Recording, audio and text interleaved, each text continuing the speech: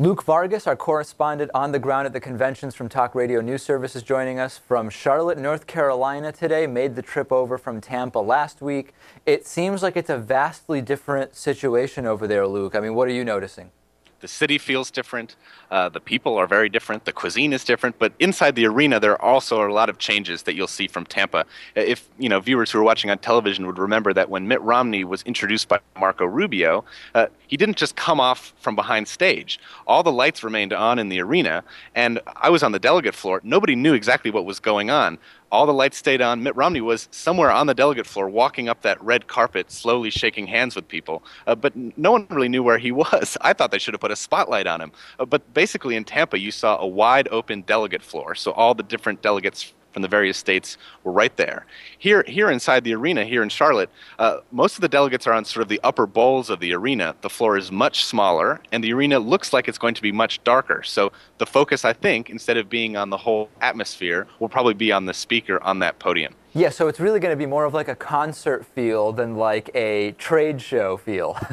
I would say that's definitely right, though the trade show element is alive and well inside the convention center here, where there are fresh lemonade stands and local items. There's local North Carolina cotton clothing for sale.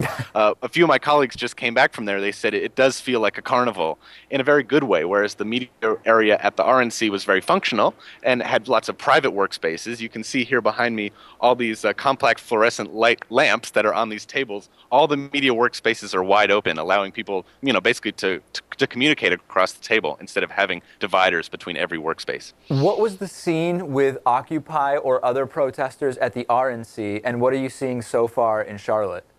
There was a protest yesterday which was branded as Occupy Wall Street South. South because here in Charlotte, Wells Fargo and Bank of America have their southern headquarters, and both those buildings, the towers that they own here in Charlotte are the main skyscrapers. The protest was billed as being 2,000 to 10,000 people. Estimates from the police said of about 800, so a little smaller than expected. Right. And the groups that were mostly represented were not just strictly Occupy people or people who were even targeting Bank of America or Wells Fargo, but people who were actually, the vast majority of the people in that crowd were immigration supporters, people who are in favor of the DREAM Act and want to see more action on immigration. Okay, now get us up to speed on, there was this controversy over the name of the facility where the DNC is being held in Bank of America and how it's kind of been rebranded. Is it Panther Stadium now? There's the references to Bank of America are gone? Right. This is a Bank of America town, and tons of things are labeled Bank of America.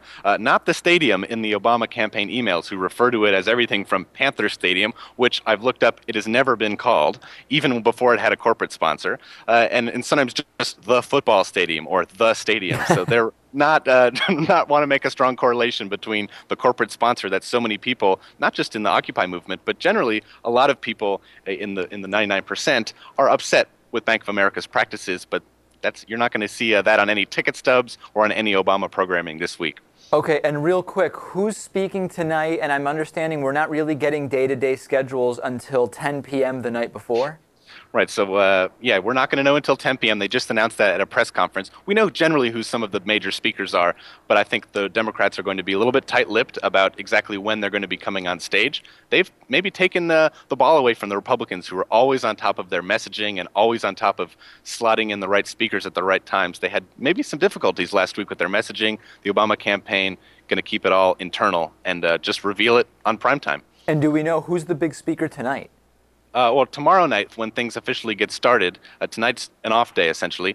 Tomorrow night. It is. Okay, so actually, this one was, unlike the RNC, which was planned to start Tuesday, or which was not planned to start Tuesday and happened because of the weather, this one really just isn't getting going till tomorrow. That's correct. The Democrats had always intended just to have sort of an abbreviated 3-day convention, shorter than the Republicans. So they'll get their 1 hour of primetime television coverage every night. The Republicans weren't going to get that on their Monday session. The Democrats, 3 days, 1 hour of primetime each, and the primetime speaker tomorrow is Michelle Obama. Okay, excellent stuff. Luke Vargas, Talk Radio News Service in Charlotte. We'll check in with you tomorrow and see how things are looking. See you then.